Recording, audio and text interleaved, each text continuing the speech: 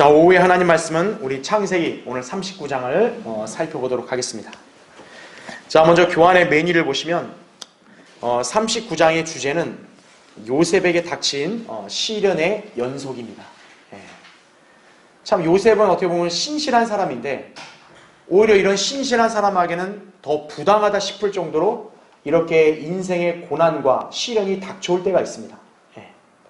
지금 요셉도 어떻게 보면 약간 그런 경우죠. 그렇죠? 자, 그렇지만 요셉은 하나님 앞에 신실한 사람이기 때문에 하나님께서는 그런 사람을 결코 잊지 않으십니다. 그래서 요셉의 생애는 늘 하나님의 축복이 넘쳐요. 그러다 보니까 때로 어떻습니까? 마귀가 그걸 시기하고 공격하기도 하는 것이죠. 그렇지만 성도에게서 중요한 건 뭡니까? 그런 시련과 어떤 시험이 나에게 닥쳐왔을 때 하나님을 향한 자신의 믿음과 신실함을 잃어버리면 안 된다는 얘기죠. 끝까지 하나님 앞에서 그런 온전한 자세와 믿음을 잘 견지하면 어떻게 돼요? 주님께서 훗날 그 사람에게 더 큰 복으로 보상해 주신다는 것을 기억하셔야 됩니다. 지금. 그리고 여러분이 이제 요셉의 생애를 계속 공부하실 때마다 여러분이 배워야 될 것은 뭐냐면 하나님의 사람에게 있어서 일어난 일들에는 우연은 없어요. 그 순간에 뭔가 자기에게가 이해하기 어려운 그런 고난이나 예기치 않은 위기가 닥쳐 할지라도 하나님께서는 훗날 또 그것을 통해서 어떤 일을 하실지 우리는 알 수가 없다는 얘기예요. 그래서 우리가 하나님께서 나를 돌보시고 선하게 인도하신다는 이 약속을 여러분은 끝까지 믿고 그분을 신뢰할 필요가 있다는 얘기죠. 요셉의 생애를 통해 여러분은 그것을 교훈으로 삼아야 됩니다. 자, 그래서 주요 내용 보면 요셉에게 내리신 하나님의 축복에 대해서 1절부터 6절 그리고 21절부터 23절에도 나와 있고요. 그 다음에는 경건에 대한 대가를 치르는 요셉에 대한 내용이 이렇게 나오게 됩니다. 그래서 밑에 보시면 39장은 다시 요셉의 생애에 관한 이야기로 초점을 맞추고 있어요. 우리가 지난 시간에는 이제 유다에 대해서 이렇게 살펴봤잖아요. 그렇죠? 근데 성령님은 다시 이제 요셉으로 화제를 전환시키는 거예요. 자, 이제 요셉은 무려 약 13년 동안 시련을 통과하게 됩니다. 창세기 37장 2절하고 41장 46절을 비교해보면 요셉이 17살 때 어떻게 보면 형들에 의해서 팔리잖아요. 그렇죠? 그리고 시련을 당하고 이집트에서 마침내 요셉이 이제 영광을 얻어서 이제 이집트의 둘째 치리자로 올라갈 때 그때 나이가 약 30세라고 그러거든요. 그래서 한 13년 동안 요셉은 시련과 역경을 계속 통과하게 되는 것이. 자, 그러나 그 가운데서도 요셉은 경건한 삶과 자세를 잃지 않는다라는 거죠. 여러분도 요셉의 이런 면을 본으로 삼을 수 있어야 돼요. 내가 어떤 상황이 좋을 때만 하나님 앞에서 할렐루야 찬양 이게 나오는 게 아니라 여러분의 인생에 뭔가 거침이 있고 정말 아주 낙심하고 좌절할 만한 그런 불행과 위기가 닥쳐왔다 할지라도 여러분은 주님을 찬양하고 신뢰할 수 있어야 한다는 얘기죠. 그렇죠? 자, 요셉은 이러한 자세를 잃지 않았기 때문에 주님께서 복을 주시죠. 자, 게다가 지금의 이 시련은 장차 요셉의 모든 가족의 생명을 보존하시기 위한 하나님의 섭리적인 조치였음을 깨닫게 된다는 거예요. 그러니까 우리가 한번 요셉의 입장을 한번 생각해 보자고요. 요셉이 지금 자기에게 이런 시련 닥쳤을 때 자기 이성으로 볼 때는 얼마나 그게 이해가 안 되겠어요. 그런데 이제 세월이 흐르고 보니까 뭐예요? 아, 하나님은 내가 비록 이렇게 형들이 나를 이렇게 간기로 팔아 넘겼어도 그거를 하나님께서는 선으로 인도하셨구나. 이거를 요셉이 나중에 알게 되는 거죠. 그러니까 요셉이 자기 아버지 야곱이 죽고 나서도 형들에게 뭔가 안갚음한 게 아니잖아요. 오히려 형들을 기꺼이 용서하고 하나님께서 오히려 선을 행하셨다. 이렇게 간증을 한다는 얘기죠. 자, 하나님의 신실한 손길을 여러분은 추후의 의심도 하면 안 된다는 얘기죠. 그래서 성도에게 일어난 일 중에 우연은 없습니다. 여러분의 생애에도 지금 이해 못할 일이 닥쳐왔다 할지라도 하나님께서 나중에 여러분에게 그것을 어떻게 해결하셔서 어떤 일을 이루실지 알 수가 없는 것이. 예. 중요한 건 뭐라고요? 하나님께서는 모든 일이 합력하여 선을 이루게 하신다는 거죠. 그걸 여러분이 온전히 믿으시면 되는 거예요. 자, 성도는 하나님의 섭리적 손길을 신뢰해야 한다라는 얘기죠. 그렇죠? 자, 오늘 우리 창세기 39장 한번 구체적으로 살펴보겠습니다. 자, 먼저 여러분 1절부터 6절을 보십시오. 요셉이 이집트로 끌려왔는데 파라오의 관원인 경호대장 이집트인 포티발이 그를 그곳으로 데려간 이스마엘인의 손에서 그를 샀더라. 주께서 요셉과 함께 하셨으며 그가 형통한 사람으로 그의 주인 이집트인의 집에 있었으니 그의 주인은 주께서 요셉과 함께 하심을 보았고 또 주께서 그가 하는 모든 일을 그의 손안에서 번성케 하신 것을 보았더라. 요셉이 그의 목전에서 은혜를 얻어 그를 섬기니 그가 요셉을 그의 집을 관리하는 관리인으로 세워 그가 소유한 모든 것을 그의 손에 맡기니라. 그가 요셉을 자기 집과 그가 소유한 모든 것을 관리하는 관리인으로 세운 때부터 주께서 요셉으로 인하여 그 이집트인의 집에 복 주시니 주의 복이 그의 집과 들에 있는 모든 소유에 임하더라. 그는 자기가 소유한 모든 것을 요셉의 손에 맡기고 그가 먹는 음식 외에는 그가 가진 것이 무엇이든지 알지 못하더라. 요셉은 용모가 수려하고 잘생겼더라. 이렇게 말씀하고 있죠. 예. 자, 먼저 거기에 교환의 1번을 보십시오. 자, 하나님께서 요셉을 얼마나 복 주셨는가 보세요. 주께서 요셉과 함께 하셨으며 그가 형통한 사람으로 이렇게 나오죠. 예. 그러니까 여러분도 하나님의 사랑을 받는 이런 사람이 돼야 되는 거예요. 예. 이 세상의 그 어떤 복보다 가장 큰 복이 뭐냐? 바로 하나님께서 여러분과 함께 하신다는 거예요. 그것만큼 귀한 약속은 없는 거예요. 자, 하나님께서 함께 하시는 그 모습을 때로는 주변에 있는 사람들이 그거를 직감할 수가 있어요. 지금 이 요셉을 산 이집트의 경호대장 포티발은 어때요? 아, 하나님이 지금 요셉을 복주고 있구나. 이거를 이 사람은 간파한 거예요. 그래서 거기 나온 대로 주께서 요셉과 함께 하심을 보았고 또 주께서 그가 하는 모든 일을 그의 손안에서 번성케 하신 것을 보았더라 이거죠. 예. 이거 단순한 인물이 아니구나. 그걸 안다는 얘기죠. 예. 자, 괄호 1번 보세요. 비록 요셉이 첫 번째 시련으로 형들로부터 버림받고 이집트의 종으로 팔려왔지만 하나님께서는 그를 형통하고 번성케 하셨다라는 거죠. 지금 요셉이 노예의 신분으로 살고 있다 할지라도 하나님과 올바른 관계를 맺고 있다면 그야말로 진정한 자유인이라고 할 수 있다는 얘기죠. 지금 현재 여러분 요셉의 신분이 뭡니까? 노예예요, 노예. 그 이집트 경호대장이 돈으로 요셉을 산 거예요. 요셉은 노예라고요. 여러분 노예가 행복해요? 그런데 어떻습니까? 하나님과 함께 하시니까 지금 요셉의 생애는 노예임에도 불구하고 형통한 거예요. 예. 그래서 이 이집트 경호대장이 이 사람을 자기의 집안의 집사로 임명한 거죠. 야, 모든 걸 다 관리해라. 이거. 네가 나의 모든 재산을 다 위임한 거죠. 예. 자, 고린도전서 7장 20절 24절 여러분 나중에 참조해 보세요. 자, 그리스도인은 어때요? 비록 세상에서 종이고 또 온갖 굴레와 멍에 아래 산다 할지라도 그리스도인이라면 가장 주 안에서 행복한 자유인인 거죠. 그렇죠? 예. 바로 그와 같은 맥락이다 보시면 돼요. 자, 성도는 이 생에서의 고난보다 주님이 주시는 영적인 축복을 누리는 삶을 영위할 수 있다는 얘기죠. 예. 자, 밑에 괄호 2번 보십시오. 요셉의 축복의 비결은 뭘까요? 다름 아닌 성경적 원칙에 충실했기 때문에 그런 거예요. 예. 그러니까 여러분도 하나님께로부터 복을 받고 형통한 인생을 살려면요, 성경적 원칙을 잘 준수하면 되는 거예요. 자, 성경적 원칙이 뭐냐? 거기 에베소서 6장 5절부터 8절 제가 교환에 기재해놨죠. 종들아, 육신에 따른 주인들에게 두려움과 떨림으로 복종하되 순전한 마음으로 그리스도께 하듯하고 사람을 기쁘게 하는 자처럼 눈가림으로 하지 말고 그리스도의 종으로서 마음으로부터 하나님의 뜻을 행하며 선한 뜻으로 봉사하되 죽게 하듯하고 사람에게 하듯 하지 말라 이거죠. 예. 성경은 인간 사회에서도요, 그 권위를 가진 자 밑에 있으면 순종하라고 말씀하는 거예요. 예. 그 사람은 비록 사람일지라도 그 그리스도인은 하나님께 하듯이 이렇게 신실해야 된다는 얘기죠. 그럼 어떤 거예요? 그 사람이 오히려 그를 인정하고 또 그를 잘 대우한다는 얘기죠. 예. 디모데전서 6장 1절 2절에 나온다 이거죠. 여기 종들, 즉 요셉이 종 아니에요. 이집트 경호대장이, 그렇죠? 예.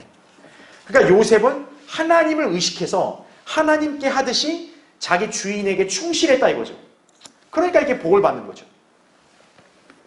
자, 괄호 3번 보십시오. 주님 앞에 신실한 성도는 사람들에게서도 칭찬을 받는 법이다라는 거죠. 거기 잠언 3장 4절에 이렇게 나오죠. 그리하면 내가 하나님과 사람의 목전에서 은총과 인정을 받으리라 이렇게 말하는 거죠. 예. 여러분이 하나 또 알아야 될 게 뭐냐면요. 사람과의 관계에서도 정직하지 못하고 또 신실하지 못하고 요행을 부리잖아요. 그 사람은 하나님 앞에서도 신실하지 못하다는 걸 잘 아셔야 돼요. 예. 그러니까 여러분이 하나님 앞에서 신실하다는 증거는 여기 교회 안에 그리스도인들과의 관계를 보면서도 알 수가 있는 거예요. 예. 형제를 사랑하지 않는 사람이 하나님을 사랑할 수 있나요? 못하죠. 교회 안에서 신실하게 섬김을 하지 않는 사람이 그 사람이 하나님을 신실하게 섬길 수 있겠어요? 못한다는 얘기죠. 예. 그러니까 신실함이라 했을 때는 하나님 앞에서 신실해야 될 뿐만 아니라 자기가 현재 주어진 그 위치 안에서도 신실해야 된다는 것을 여러분이 배워야 된다는 얘기죠. 자, 요셉의 지금 이런 모습은 마치 누구를 연상하게 하냐? 다니엘을 연상하게 합니다. 다니엘 6장 4절과 16절을 나중에 여러분 보시면 알겠지만 다니엘이 당시 페르시아 제국에서 너무 신실한 거예요. 예. 그러니까 다니엘을 시기하는 그 동료 그 고관들이 다니엘을 고소하고 싶어도 고소할 구실이 없는 거예요. 너무 신실하니까. 그가 얼마나 신실하면 왕도 다니엘이 그 다른 고관들의 관계에 빠져서 죽는 것을 보기 원치 않았다고요. 예. 바로 그런 모습을 지금 우리가 요셉의 생애를 통해서도 볼 수 있다는 얘기죠. 그렇죠. 예.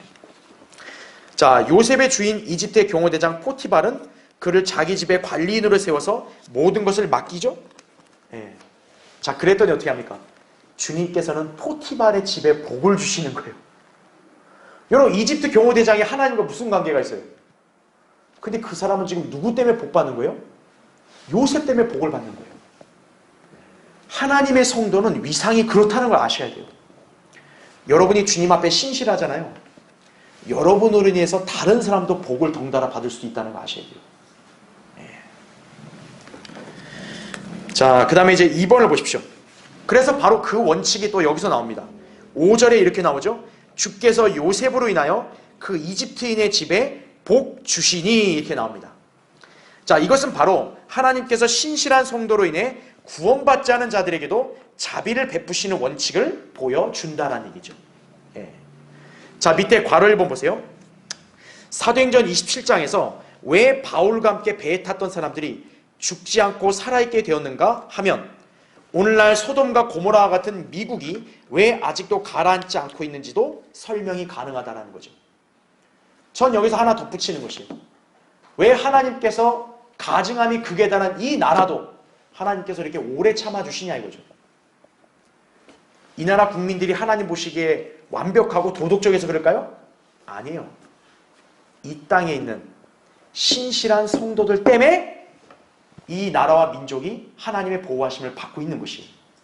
네. 자, 하나님께서는 때때로 구원받지 않은 죄인들을 구원받은 성도들로 인하여 보호해 주기도 하신다는 점을 기억하셔야 돼요. 네. 자, 밑에 괄호 2번 보세요. 사도행전 27장에서 풍랑이 치는 배 안에 있던 모든 사람은 한 사람에게 그들의 생명을 빚졌다라고 제가 거기다 교환에다 정리해놨죠. 사도행전 27장이 어떤 내용이냐면 지금 바울을 이제 로마로 이송하려고 배에 태워서 지금 항해하고 있던 중에 지금 폭풍우를 만난 거예요. 여러분, 배가 바다로 항해하다가 폭풍을 만나면 어떻게 되겠어요? 전복되죠. 그렇죠? 그 배에 탔던 사람들은 자칫하면 목숨을 잃을 수 있죠. 그때 당시 바울과 함께 배를 탔던 사람들이 276명이라고 성경에서 기록하고 있어요. 그 여러분 그 사람들 그 심정이 사도행전 27장에 기록되어 있거든요. 그 사람들은 이제 희망이 없는 거예요. 그때 바울이 얘기합니다. 여러분 기운 내라 이거예요. 여러분 죽지 않는다 이거예요. 그 사람들이 들었을 때는 저게 좀 미치지 않았나 이렇게 생각했을 거 아니에요. 근데 바울이 그렇게 얘기한 이유가 뭐냐? 하나님께서 나에게 너는 반드시 로마의 카이사 앞에 서야 되니까 너는 항해가 안전할 거라고 나에게 약속하셨다 이거죠. 그래서 내가 로마로 안전하게 도착을 해야 되니 나와 함께 가고 있는 여러분도 어떻다는 거예요? 로마까지 안전하게 갈 수 있다. 이렇게 바울이 그들에게 약속을 한 거예요. 그러면서 바울이 얘기하죠. 여러분 기운 내십시오. 나는 하나님을 믿기 때문에 나에게 말씀하신 그대로 됩니다. 그렇게 얘기했어요. 결국 사도행전 27장 끝에 보면 어떻게 돼요? 배 안에 있던 모든 사람들 중에 한 사람도 죽지 않고 다 살고 안전하게 상륙을 합니다. 그럼 여러분 생각해 보세요. 그 276명이 하나님과 무슨 관계가 있어요? 그 죄수들이. 근데 그 죄수들이 어떻게 그 풍랑 속에서 살아남았죠? 하나님이 왜 그들을 보호해 줬죠? 누구 때문에? 바울 때문에. 그러니까 그 사람들은 바울이라는 성경대로 믿는 한 신실한 그리스도인 때문에 목숨을 빚진 거죠, 이 사람들은. 자, 거기 계속 교환을 보면요. 하나님께서 죄 많은 미국을 아직 놔두시는 이유는 반카톨릭적이며 친이스라엘적인 소수의 성경대로 믿는 사람들 덕분인 것이다 라는 거예요. 이들이 아니었다면 미국은 이미 50년 전에 멸망해 버렸을 것이라고 락크만 목사님이 그렇게 아주 담대하게 그렇게 주석을 달아놓았다고. 여러분 이분이 자기 조국에 대해서 괜히 이런 소리 했겠어요? 자기가 조국을 바라봤을 때 미국의 죄악이 그렇게 만연한 거예요. 하나님께서 당장의 심판 내려도 모자를 판인데 왜 하나님께서 그 미국을 아직까지 세계 최강국으로 만들어주시고 유지해주고 계시냐? 성경대로 믿는 소수의 그리스도인 때문이다라는 얘기죠. 자, 밑에 괄호 3번 보세요. 참고로 현재 세계에서 이념 대립으로 한 민족이 분열된 유일한 분단 국가이자 온갖 거짓 기독교로 하나님의 이름을 모독하는 대한민국 역시 성경대로 믿는 이 땅의 신실한 우리 그리스도인들 때문에 유지되고 있는 것이라는 걸 기억하셔야 되는 거예요. 예. 지금 이 나라는요, 전 세계에서 가장 거짓 기독교가 만연해 있는 나라예요. 여러분 전 세계에서 가장 큰 교회가 우리나라에 있잖아요. 70만 명이에요. 그 교회에 등록된 사람이. 근데 그 교회가 참다운 교회인가? 아니거든요. 가짜 교회거든요. 그리고 이 나라에도 지금 하나님이 보존하신 바른 성경을 대적하려고 이 킹잼 성경을 흉내낸 짝퉁 성경들이 얼마나 많이 나왔어요. 하나님께서 보시기에 진노하지 않으시겠어요? 그런데 왜 하나님께서 이 대한민국 이 나라를 보호해 주시고 지켜주시냐 이거예요. 성경대로 믿는 바로 여러분, 우리 그리스도인들 때문에 그렇다는 걸 기억하셔야 되는 거예요. 그러니까 여러분이 하나님 앞에서 신실함을 늘 끝까지 유지하고 있어야 되는 이유가 바로 여기 있는 것이, 우리가 이 땅의 최후의 보루인 것이. 자, 거기 교환에도 제가 기재해놨죠. 잠언 28장 2절에 땅의 죄과로 인해 그곳에 통치자들이 많아져도 자, 그 나라는 명철과 지식이 있는 한 사람으로 인하여 오래가리라 이렇게 말씀하는 거죠. 그러니까 여러분이 바로 그 한 사람이 돼야 되는 거죠. 그렇죠? 자, 다음 페이지 넘겨보세요. 자, 위에 이제 3번을 보시면, 자, 지금 이 본문에서 예수 그리스도의 예표로서 요셉의 모습을 우리는 발견할 수 있습니다. 자, 지금 저는 계속 강의하면서 요셉이 예수님의 예표라고 해서 제가 어떤 부분이 일치하는지를 제가 설명드렸죠. 그렇죠? 지금 여기서도 예수 그리스도의 예표로서 요셉이 어떤 모습을 보이는지가 나옵니다. 자, 먼저 거기 괄호 1번 보세요. 자, 예수 그리스도처럼 요셉도 어떻게 됐다고요? 팔렸다라는 얘기죠. 거기 1절에 나온 대로 파라오의 관원인 경호대장 이집트인 포티발이 그를 이스마엘인의 손에서 샀더라 나오죠. 자, 예수님도 어떻게 됐어요? 은 30에 팔리셨죠. 스가랴 11장 12, 13절에. 그렇죠? 네. 자, 그 다음에 괄호 2번.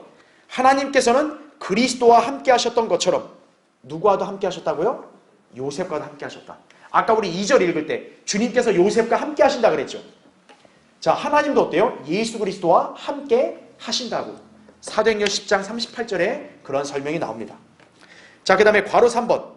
사람들은 하나님께서 예수 그리스도와 함께 하심을 본 것처럼 요셉과도 함께 하시는 것을 목도했다라는 얘기죠. 아까 제가 설명한 대로 이 이집트 경호대장이 요셉을 보니까 하나님이 저 사람과 함께 하네? 이렇게 인지했잖아요. 그렇죠? 마찬가지로 예수님 초림 당시에도 사람들은 어때요? 예수님을 보면서 저분은 하나님께로부터 보내심을 받은 사람이야. 저분은 하나님의 사람이야. 이렇게 다 인정했다는 얘기죠. 요한복음 10장 41절 42절을 보시면 되고요. 그 다음에 괄호 4번. 예수 그리스도께서 하신 일은 번성했죠. 그렇죠? 마찬가지로 요셉도 어때요? 그가 하는 일마다 하나님께서 번성케 해주셨죠. 아까 우리 3절 읽었던 대로 주께서 그가 하는 모든 일을 그의 손 안에서 번성케 하신 것을 보았더라. 이렇게 얘기하죠. 자, 그 다음에 괄호 5번. 요셉은 그리스도처럼 집안의 모든 자들 위에 있었다. 이렇게 나오죠. 그래서 거기 보시면 그가 요셉을 그의 집을 관리하는 관리인으로 세워 그가 소유한 모든 것을 그의 손에 맡기니라. 이렇게 나오죠. 지금 요셉을 어떻게 했어요? 그 집에서 가장 높은 지위, 관리인으로 맡겼죠. 자, 하나님께서도 어때요? 예수 그리스도를 하나님의 집에서 가장 높은 그분의 아들로 딱 위치를 격상시키셨죠. 히브리서 3장에 보면 모세는 하나님의 집을 맡은 청직이라 그래요. 그런데 그 모세보다 더 위대한 분이 바로 예수 그리스도라고 히브리서 저자는 그렇게 기록하고 있다는 얘기죠. 그러니까 그리스도는 단순한 청지기가 아니라 집을 맡은 아들이다. 이렇게 나옵니다. 여러분 생각해 보세요. 어떤 큰 기업이 있는데 그 기업에 아무리 그 높은 지위를 가진 사람이 있다 할지라도 그 기업의 회장 아들이 더 높잖아요. 그렇죠? 그 아들이 그 기업을 맡으면 그 아들의 지위가 훨씬 높잖아요. 그렇죠? 바로 그와 같은 맥락이라는 얘기죠. 그 다음에 괄호 6번 보세요. 그리스도처럼 요셉도 하나님의 목전에서 은혜가 발견되었다라는 얘기죠. 그래서 4절에도 이렇게 기록 나오죠. 그가 요셉이 그의 목전에서 은혜를 얻었다 이렇게 나오죠. 그래서 시편 45편 2절에도 이렇게 기록되어 있죠. 왕은 사람의 자손들보다 더 아름다우셔서 은혜가 입술 속으로 부어졌으니 그러므로 하나님께서 왕을 영원히 복주셨나이다 이렇게 나오죠. 그러니까 이 왕이 어떻게 보면 하나님의 아들이거든요. 근데 하나님께서 이 왕을 은혜가 있게 하고 복 주셨다 이렇게 얘기하죠. 바로 이 부분을 요셉이 예표하고 있다. 이렇게 이해하시면 되겠죠. 그 다음에 괄호 7번. 하나님께서는 그리스도를 위하여 그리스도인에게 복을 주셨듯이 요셉으로 인하여 경호대장 포티발의 집에 복을 주셨다는 얘기죠. 아까 제가 5절 설명드렸죠. 그렇죠? 우리 그리스도인들은 하나님께로부터 복을 받죠. 누구 때문에요? 예수 그리스도 때문에. 여러분이 하나님께로부터 왜 영생을 받은 거예요? 누구 때문에? 예수 그리스도 때문에. 그렇죠. 여러분이 죄를 졌을 때 자백하면 용서받죠. 하나님이 여러분을 누구 때문에 용서해 주는 거예요? 예수 그리스도 때문에 용서해 주는 거예요. 그만한 복이 어디 있어요? 그렇죠. 그 다음에 바로 8번. 하나님께서 모든 소유를 누구에게 맡기셨어요? 예수님께 맡기셨죠. 마태복음 28장 16절 20절 보면은 아버지께서 모든 권세를 아들에게 주셨다고 말씀합니다. 자, 마찬가지로 포티발은 자기의 모든 소유를 누구의 손에 맡겼어요? 요셉의 손에 맡겼죠. 그래서 6절에 나온 대로 그는 자기가 소유한 모든 것을 요셉의 손에 맡기고 이렇게 기록되어 있는 거죠. 자, 우리는 벌써 이 39장 앞에만 봐도 예수 그리스도와 요셉이 얼마나 많이 일치하는지를 엿볼 수 있는 거죠. 그렇죠? 그러니까 여러분이 이제 성경을 읽을 때마다 이런 진리들을 잘 발견하고 공부할 때마다 여러분이 더욱더 진리의 지식을 많이 깨닫게 되는 것이. 자, 그럼 이제 우리 두 번째 주제, 경건에 대한 대가를 치르는 요셉을 보겠습니다. 자, 여러분 이제 7절부터 12절을 볼게요. 이제 요셉의 생애에도요, 야, 진짜 이게 너무 이런 일이 있을 수 있을까 싶을 정도로 갑작스런 이런 곤란한 상황에 처하게 됩니다. 자, 7절 보세요. 이런 일들 후에 그의 주인의 아내가 요셉에게 눈길을 보내며 말하기를 나와 동침하자 하나 요셉이 거절하며 자기 주인의 아내에게 말하기를 보소서 나의 주인이 집안에서 내가 하는 일은 아는 채를 아니하고 그가 소유한 모든 것을 그가 내 손에 맡기셨으니 이 집에 나보다 더 큰 사람은 없으며 당신 말고는 나에게 아무것도 금한 것이 없으니 이는 당신이 그의 아내임이라. 그런데 내가 어찌 큰 악을 행하여 하나님께 죄를 지으리까 하더라.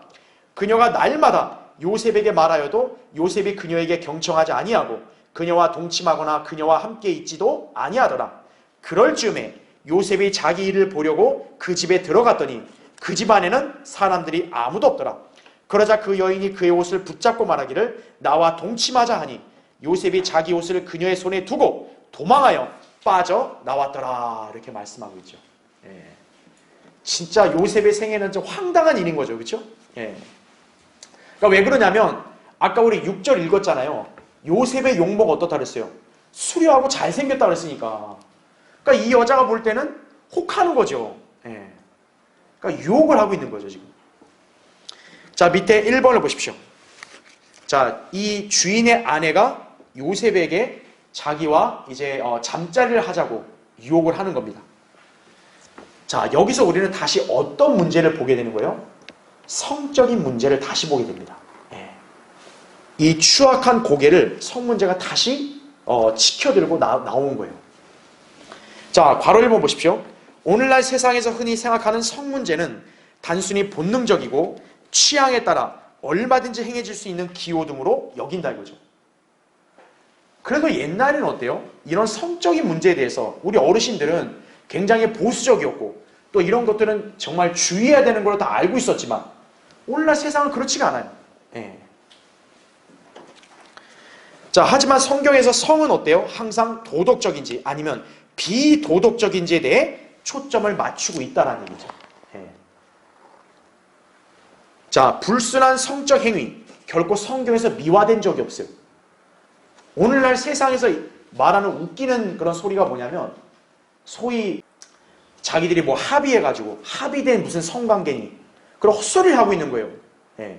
근데 성경은 어때요? 세상과는 정반대의 관점입니다. 예.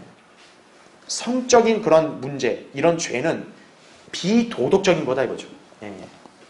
하나님을 거스러 죄를 짓는 거다 이거죠. 자, 그래서 괄호 2번 보세요.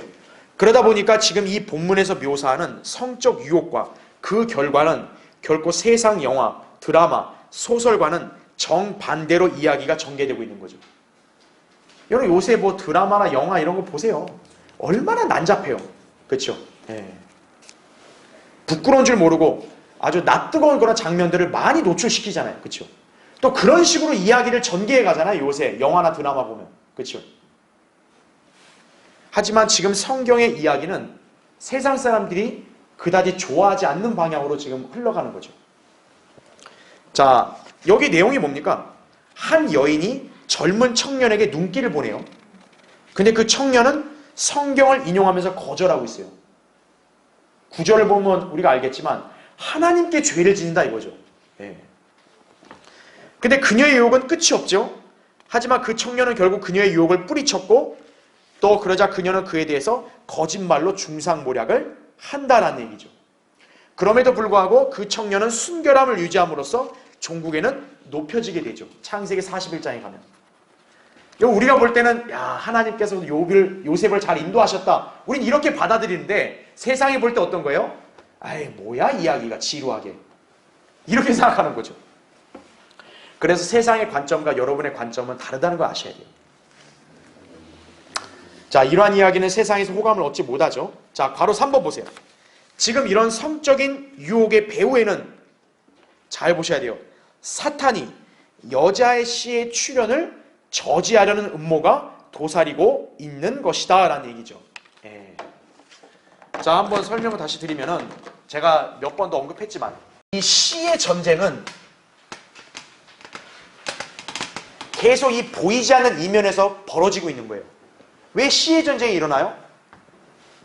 뱀이 아담과 이브를 결국 유혹해서 타락하게 만들었잖아요. 그래서 하나님께서 이제 뱀에게 멸망을 확정하면서 뭐라고 얘기했냐?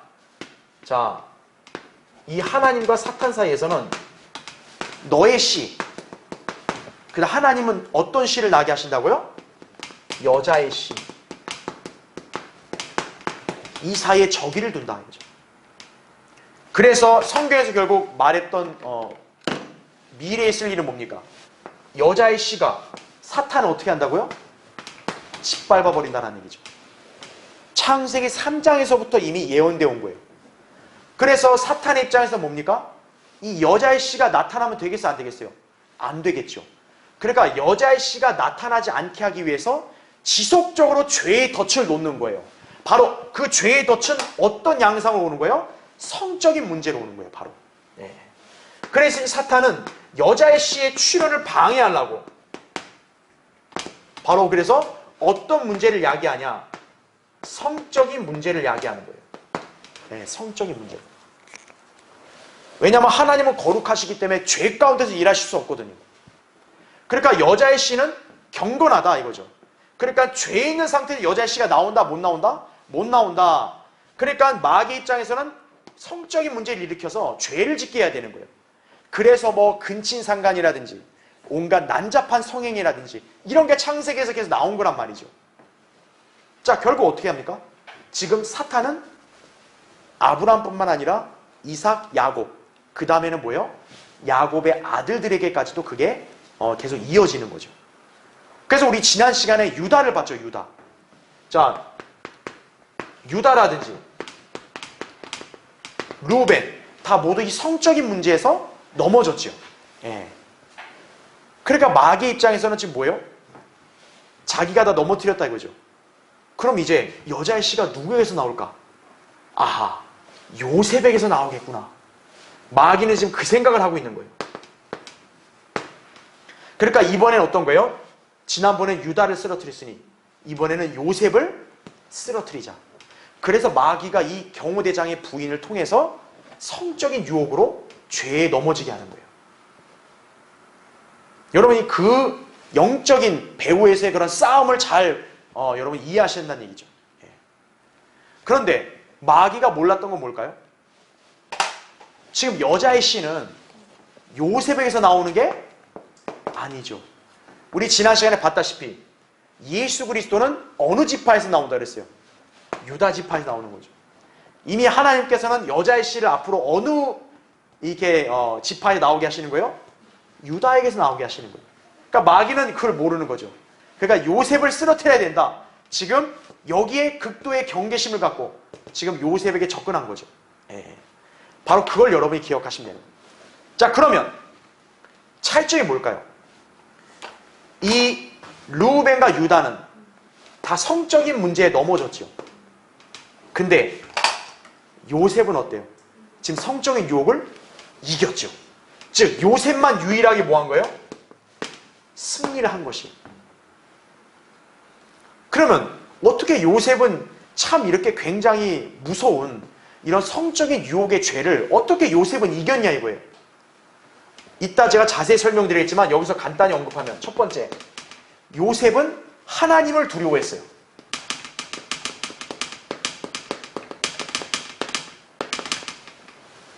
잠언에서 뭐라 그래요? 주를 두려워하는 것이 지혜의 시작이라 그랬죠.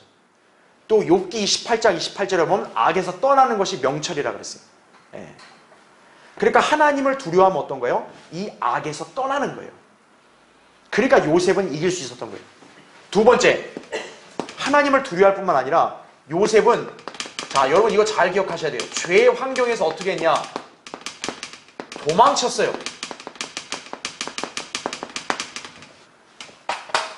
이것이 성도가 죄에서 승리할 수 있는 또 하나의 비결이에요. 더 쉽게 말하면 뭔지 아세요? 36개 주랭랑. 여러분 죄가 여러분 앞에 딱 와서 여러분을 넘어뜨리려면 어떻게 하면 돼요? 빨리 그 자리를 도망가야 되는 거예요.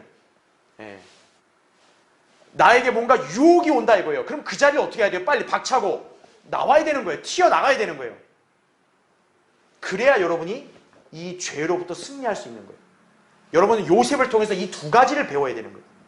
하나님을 두려워하고 죄의 환경에서 피해야 된다 이거예요. 어쨌든 예. 그것이 상책이라는 얘기죠. 예. 9절에서 요셉은 포티발 아내의 유혹을 이걸로 인해서 거절합니다. 자, 거기 나오죠. 내가 어찌 큰 악을 행하여, 자, 누구에게 죄를 지을까라고 말해요? 하나님께 죄를 지을까? 이렇게 나옵니다. 자, 요셉은 그 다음 페이지 보시면 옆에 죄를 짓는 것이, 자, 누구에게 짓는 것임을 잘 알고 있었어요? 하나님께 짓는 것임을 잘 알고 있었다는 얘기죠. 이것이 성경적 정의예요. 예. 그러니까 요셉이 그 포티발, 자기 주인의 아내와 만약에 동침을 하면 우리가 볼 때는 자기 주인에게 죄를 졌다 이렇게 생각할 거 아니에요. 근데 그게 아니라 뭐예요? 죄는 일단 누구에게 짓는다는 거예요? 하나님께 짓는다는 것을 아셔야 돼요. 예. 그러니까 여러분이 누군가에게 결례를 했다 이거예요. 그럼 단순히 내가 그 사람한테 죄를 진 게 아니에요. 여러분이 누군가에게 잘못을 했건 누군가에게 뭔가 죄를 짓게 했건 여러분이 일단 하나님께 죄를 지은 거라는 걸 잘 아셔야 돼요. 그래서 하나님께 자백을 해야 된다고 말씀을 드리는 거예요. 자, 괄호 1번 보십시오. 모슬렘들의 경전인 코란은 죄가 자기 자신에게 짓는 것이라고 그렇게 가르쳐요. 그러니까 이건 아주 형편없는 경전이에요. 이거는. 이 이슬람의 경전은. 하지만 성경은 어떻게 말씀합니까? 죄는 기본적으로 자신이나 상대방보다는 누구에게 짓는 것이다? 하나님께 짓는 것이다. 그래서 여러분이 하나님을 두려워해야 되는 이유가 바로 여기 있는 거예요. 예. 자, 이 점에 대해서 성경에서는 여러 인물들이 죄에 관해 그렇게 고백하는 것을 기록하고 있다는 얘기죠. 자, 그 밑에 동그라미 1번 보시면 여호수아 7장 20절에 아칸이 이렇게 고백합니다. 참으로 내가 이스라엘의 주 하나님께 죄를 지어 내가 이렇게 행하였나이다. 이렇게 나와요. 여러분, 아칸은 어떤 죄를 졌어요? 여리코에 저주받은 물건을 하나님께 손대지 말라 했는데 아칸은 그게 탐나가지고 몰래 숨겼죠. 예. 그 죄를 하나님께 졌다고 고백하는 거죠. 그렇죠? 그 다음에 동그라미 2번 보시면 시편 51편 4절에 다윗이 이렇게 고백합니다. 주만을 거역하여 내가 죄를 지었으며 주의 목전에서 이 악한 행실을 행하였으니 이렇게 나옵니다. 자, 이것은 다윗이 밧세바와 간음하고 그 밧세바의 남편이 우리아를 죽인 죄를 고백하는 거거든요. 인간적으로 볼 때는 다윗은 사실 누구에게 죄진 거예요? 그 우리아에게 죄진 거 아니겠어요? 그렇죠? 근데 다윗은 지금 자기가 누구에게 죄를 졌다고 고백해요? 하나님께 졌다고 고백을 합니다. 예. 그 다음에 동그라미 3번 보시면 누가복음 15장 18절 탕자의 비유. 여러분, 탕자가 자기가 비참해지니까 이제 뭐라 그래요? 내가 아버지께 돌아가겠다 그래가지고 아버지 앞에 돌아갔죠. 그때 탕자가 이렇게 고백합니다. 아버지여, 내가 하늘을 거역하여 아버지 앞에 죄를 지었나이다. 이렇게 나오죠. 그러니까 여러분이 알아야 될 게 뭡니까? 아, 성경적으로 내가 죄를 지었으면 가장 먼저 누구에게 죄진 거예요? 하나님께 죄를 지었다는 걸 여러분이 기억하셔야 되는 거예요. 네. 자, 그래서 괄호 2번 보시면 이처럼 죄란 옳지 않은 무엇을 가리키고요. 본질적으로 인간 개개인이 창조주 하나님의 뜻을 거슬러서 자기 뜻을 내세우는 자기의 지적 행동인 것이다 라는 걸 기억하셔야 되는 거예요. 예. 그러니까 죄라는 것이요, 이렇게 무슨 거창한 게 아니에요. 여러분이 하나님의 뜻을 거스르고 여러분 자신의 고집과 여러분 자신의 어떤 그런 욕망, 쾌락 이런 것들을 앞세우잖아요. 그럼 죄를 짓는 거예요, 바로. 자, 그걸 여러분이 잘 기억하셔야 합니다. 자, 그래서 요셉은 하나님의 뜻을 거역하는 죄를 짓기를 원치 않았던 것이다라는 얘기죠. 예. 요셉이 단순히 인간적으로 자기 주인에게 미안해서 이게 아니라 자기가 그런 짓을 하면 하나님께 죄를 짓는 거다. 이렇게 여겼기 때문에 요셉은 이 유혹에 끄떡하지 않았던 것이라는 얘기죠. 자, 이제 밑에 3번을 보세요. 자, 이 포티발의 아내가 그렇다고 포기할까요? 포기 안 합니다. 예. 아우, 여자가 아주 집요해요. 그죠? 예. 이 포티발의 아내는 자기의 끊임없는 유혹에도 끄떡하지 않는 요셉을 결코 포기하지 않습니다. 그녀는 집요하게 날마다 요셉을 유혹해요. 급기야 집안에 아무도 없는 때를 틈타가지고요, 그를 붙잡고 늘어지면서 동침할 것을 요구합니다. 예. 여러분, 이때만 하면 사람이 얼마나 진짜 이게 아주 곤란하겠어요. 야, 아무도 없지 않냐고. 우리 둘밖에 없지 않냐고. 아, 좀 하면 어떠냐고. 얼마나 참 이게 미칠 노릇이에요. 그렇죠? 하지만 제가 아까 설명드렸죠. 요셉은 그 자리에서 즉시 어떻게 했다고요? 도망쳤다 이거죠. 그래서 요셉이 유일하게 이 성적인 문제에서 승리할 수 있었던 거예요. 자, 밑에 괄호 1번 보십시오. 포티발의 아내는 자신의 유혹을 뿌리치는 이 요셉을 보면서 오기가 났을지도 몰라요. 그녀의 유혹은 멈출 줄을 모르고 급기야 집안에 사람들이 없는 틈을 타서 어떻게든 요셉과 동침하려고 최후의 발악을 시도했다라는 거죠. 하지만 자, 요셉은 잘 보세요. 자기 옷을 그녀의 손에 두고 어떻게 했다고요? 도망쳤다 이거죠. 그러니까 지금 여러분 상황이 어떤지 연상이 되세요? 이 여자가 요셉을 어떻게든 넘어뜨려서 옷까지 벗겨가지고 하려고 하는 거예요. 근데 요셉은 어떤 거예요? 자기 옷을 뺏긴 한이 있더라도 자기 자신만큼은 그 자리에서 어떤 거예요? 바로 도망을 쳐버린 거죠. 참으로 순결하고, 그리고 요셉은 정말 이렇게 신실한 그런 하나님의 사람인 거죠. 자, 괄호 2번 보십시오. 이것이 죄에 관한 승리의 비결이다 이거죠. 즉 죄의 유혹이 너무 강하다고 느끼면 36개 주랭랑이 답이다라는 거죠. 요셉은 그녀에게서 도망쳐 빠져나왔다 이거죠. 자, 거기 잘 보세요. 요셉은 비록 뭐를 잃었어요? 자기 옷은 잃어버렸죠. 그러나 자기 자신은 잃지 않았다라는 것이죠. 이게 중요한 거예요. 자, 우리가 지금 줄거리를 보면 야, 그냥 차라리 눈 감고 그냥 그 부인의 요청을 들어주고 그랬으면 요셉이 이렇게 모함을 당해서 감옥에 갈 일이 없잖아요. 그렇죠? 어떻게 보면 요셉을 향해서 야, 너무 고지식하다, 너무 저렇게 어리숙하다, 막 이렇게 누가 비난할지도 몰라요. 자, 요셉은 이 일로 인해서요, 어쨌든 자기 옷을 잃었죠. 자기 직업을 잃었죠. 자기 명예를 잃었죠. 왜요? 이 여인이 이제 보겠지만 요셉이 자기를 겁간하려고 했다고 또 이렇게 중상모략하거든요. 그 요셉의 입장에서는 이게 참 불명예스러운 오명을 쓴 거 아니에요. 요셉은 많은 걸 잃은 것처럼 보이죠. 그런데 중요한 건 요셉은 자기 자신을 잃지는 않았다는 얘기죠. 예. 여러분도 마찬가지예요. 여러분도 때로는 극심한 시련과 마귀의 공격으로 인해서 여러분의 삶에서 손해를 당하는 것들이 많이 있을 거예요. 그런데 그리스도인은 어때요? 하나님을 향한 믿음, 열정, 간증, 이것을 잃어버리면 안 된다는 얘기죠. 네. 여러분이 소유하고 있는 다른 것은 잃어버린다 할지라도 여러분이 주님과 관련된 것들, 그런 영적인 복들을 잃어버리면 안 된다는 얘기죠. 네. 자, 요셉은 비록 물리적인 자기의 소유는 잃어버렸지만 그는 하나님을 향한 자기의 신실함과 간증을 잃어버리진 않았죠. 예. 그걸 우리가 배워야 합니다. 자, 그래서 괄호 3번 보세요. 이렇듯 죄는 피해야 한다 이거죠. 마귀는 도망가지 말고 우리가 대적해야 한다고 성경에서 말씀하죠. 마귀는, 그렇죠? 베드로전서 5장 9절과 야고보서 4장 7절에 나오는데, 하지만 죄는 피해야 한다라는 얘기죠.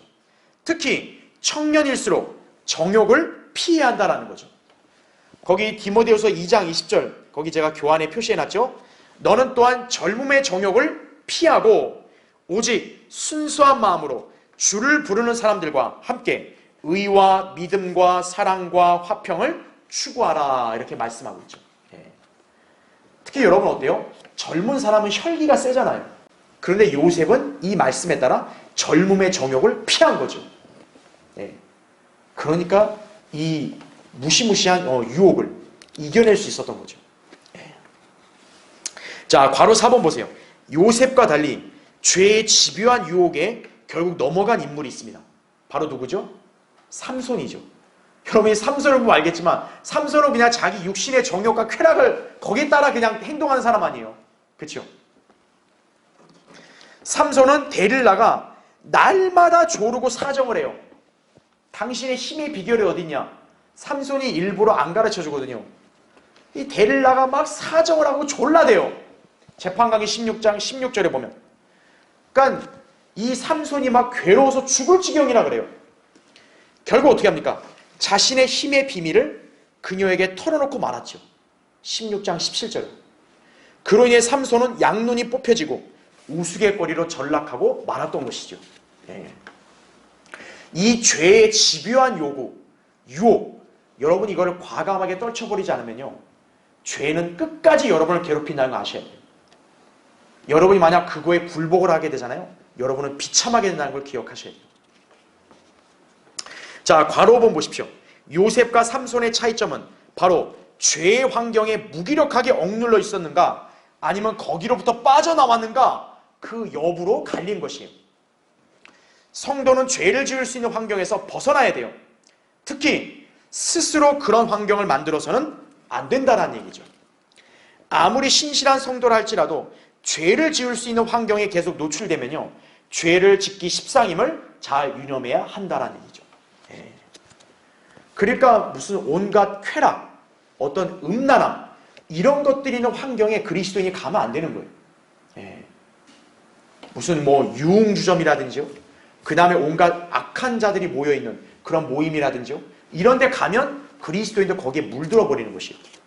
죄를 짓게 된다는 얘기죠. 그런 환경이 있다면 빨리 그 자리에서 나오는 게 상책이다. 이걸 기억해야 합니다. 자, 이제 밑에 4번을 보세요. 자, 포티발의 아내의 유혹. 자, 우린 이것을 죄의 유혹을 연상하게 한다. 이렇게 기억하시면 돼요. 자, 밑에 괄호를 보십시오. 죄는 결코 구원받은 성도들을 포기하지 않습니다. 성도가 한 번 죄를 물리쳤다고 해서 그것으로 끝난 게 아니에요. 죄는 끝까지 집요하게 성도를 물고 늘어지면서 종국에는 죄에 넘어지게 한다는 얘기죠. 자, 이것은 마치 한 번 목덜미를 물린 초식동물이 자기가 아무리 살려고 발버둥 쳐도 순순히 놓아주지 않는 맹수와 같은 것이다라는 얘기죠. 여러분 동물의 왕국 보셨죠? 육식동물이 한 번 초식동물 물면 어때요? 절대 안 노는 거예요. 그 초식동물이 거기서 벗어나려고 하면 얼마나 막 발악을 해요. 발악하면 할수록 어떻게 하는 거예요? 더 세게 무는 거죠. 한 번 물리면 어떤 거예요? 숨통이 끊길 때까지 놓지 않는 거예요. 맹수는. 바로 죄는 그렇다는 거 아셔야 돼요. 자, 그래서 밑에 괄호 2번 보십시오. 사탄은 어떤 특정한 죄에 미끼를 문 성도를 순순히 풀어주지 않습니다. 거기에는 어떤 동정심도 없어요. 여러분, 마귀가 여러분에게 무슨 연민이 있을까요? 야, 아유, 내가 보니까 넌 너무 불행하다. 내가 봐줄게. 마귀가 그럴까요?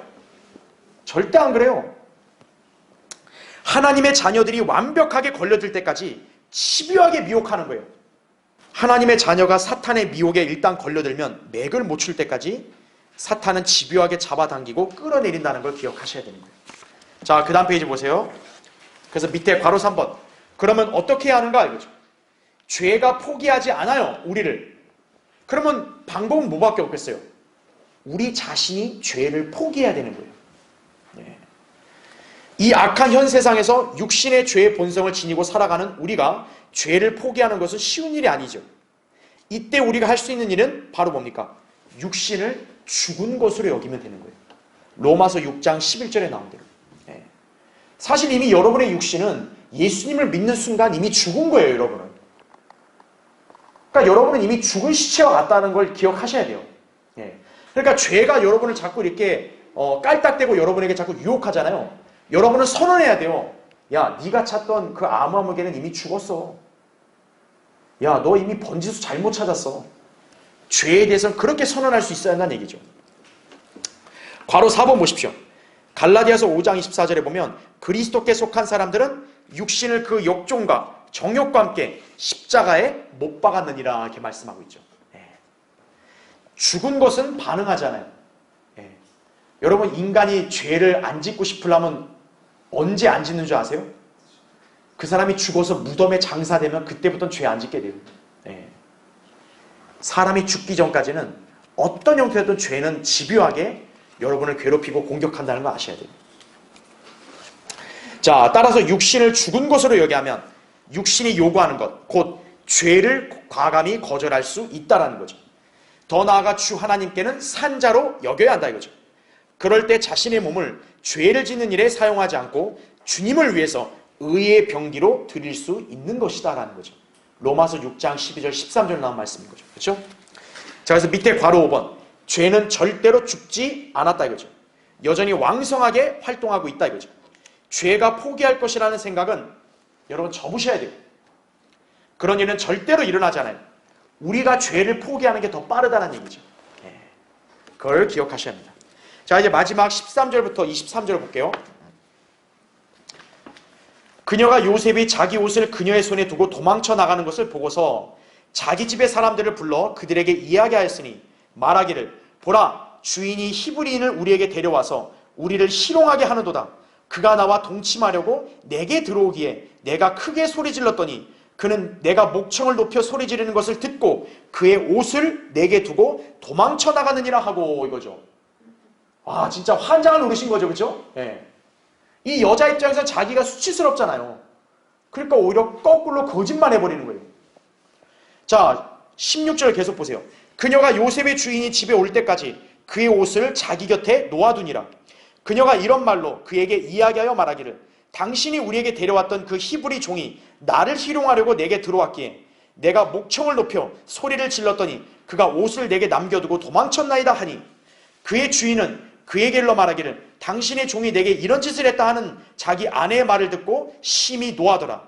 그리하여 요셉의 주인이 그를 잡아 감옥에다 넣으니 그것은 왕의 죄수들을 가두는 곳이었더라. 그가 거기 감옥에 갇혔더라. 그러나 주께서 요셉과 함께 하시고 그에게 자비를 보이시어 간수의 목전에서 그에게 은총을 베푸셨으니 간수가 감옥에 있는 모든 죄수들을 요셉의 손에 맡겼으므로 그들이 거기서 행한 모든 일을 그가 맡아 처리하였더라. 간수는 그의 손에 있는 것은 어떤 것이라도 돌아보지 않았으니 이는 주께서 그와 함께 하셨고 그가 행한 것을 주께서 형통하게 하셨기 때문이더라. 이렇게 말씀하고 있죠. 요셉의 입장에서는 굉장히 진짜 억울할 정도의 그런 고난과 중상모략을 당해도 하나님이 함께 하시죠. 그러니까 감옥에서 어떤 거예요? 요셉은 그 관리자가 또 임명이 돼서 거기서 또 일을 하는 거죠. 그러니까 죄수로 갇혔음에도 불구하고 어떤 거예요? 하나님의 복을 받아서 거기서도 대우를 받는 거죠. 그렇죠. 자, 바로 요셉은 어떤 사람이냐? 그 교환 1번의 그 네 번째 줄 보면 바로 복 있는 사람이에요. 요셉은. 여러분 시편 1편 3절에는 이렇게 말씀하고 있죠. 복 있는 사람은 강가에 심겨진 나무 같아서 계절을 따라 열매를 맺으며 그의 잎사귀도 마르지 아니하리니 그가 무엇을 하든지 번성하리로다. 이렇게 말하고 있죠. 축복받은 사람인 거죠. 그렇죠. 자, 이제 마지막 2번 보시면 지금까지 본문에서 보듯이 예수 그리스도의 예표로서 요셉의 모습이 발견된다 이거죠. 이것은 창세기를 기록한 저자는 인간 모세가 아니라 1700년 후에 일어날 일들을 미리 다 알고 계시는 하나님이심을 입증하는 것이다라는 거죠. 그래서 밑에 괄호 1번 보세요. 자, 지금 이 본문에도 요셉과 예수님의 일치점이 있어요. 자, 예수 그리스도께서도 시험을 당하셨죠. 그렇죠? 누가복음 4장에 그렇죠? 지금 요셉도 시험을 당한 거죠. 그렇죠? 그 다음에 괄호 2번. 예수 그리스도께서는 하나님께 대해서 죄를 짓지 않았죠. 자, 요셉도 마찬가지로 죄를 짓지 않았다는 거죠. 괄호 3번. 예수 그리스도께서 거짓 증인들에 의해서 거짓 고소를 당하셨듯이 요셉도 중상모략을 당했죠. 아까 우리 14절 15절 읽을 때. 그렇죠? 마태복음 26장 60절 보면 거짓 증인들이 막 예수님을 그렇게 고소했다고요. 거짓 비방하고. 그 다음에 괄호 4번. 예수 그리스도께서는 지하세계에 갇혀있는 의인들 아브라함의 품에 가서 복음을 전하시려고 그곳에 가셨죠. 그러니까 주님은 지하세계 감옥에 어쨌든 같이 가셨죠. 감옥에 있었던 거죠. 마찬가지로 요셉도 지금 감옥에 있는 거죠. 네. 그 다음 마지막 괄호 5번. 하나님께서는 예수 그리스도께 자비를 보이셨듯이 요셉에게도 자비를 베푸셨다고 21절에 말씀하고 있는 거죠. 바로 이러한 부분들이 요셉이 예수 그리스도의 예표라는 것을 입증하는 진리다. 이렇게 이해하시면 된다는 얘기죠. 그래서 이제 39장의 결론은 요셉의 생애에서 부당하고 억울한 시련이 닥쳐온 것을 기록하고 있죠. 그러나 중요한 게 뭡니까? 요셉은 어떤 상황에서든 하나님을 두려움으로 죄를 짓지 않았다는 거예요. 그리고 신실함으로써 간증을 유지한 성도였다는 거죠. 자, 요셉이 예수님의 예표니까 이런 면이 나오기도 하지만 또 한편으로는 뭡니까? 신실한 성도는 바로 이렇다라는 것을 우리에게 또 알려주고 있는 것이다. 이걸 여러분이 기억하셔야 한다는 얘기죠. 그렇죠? 자, 이제 그 이어서의 내용은 다음 시간에 보기로 하겠습니다. 자, 오늘 기도하고 예배를 마치겠습니다.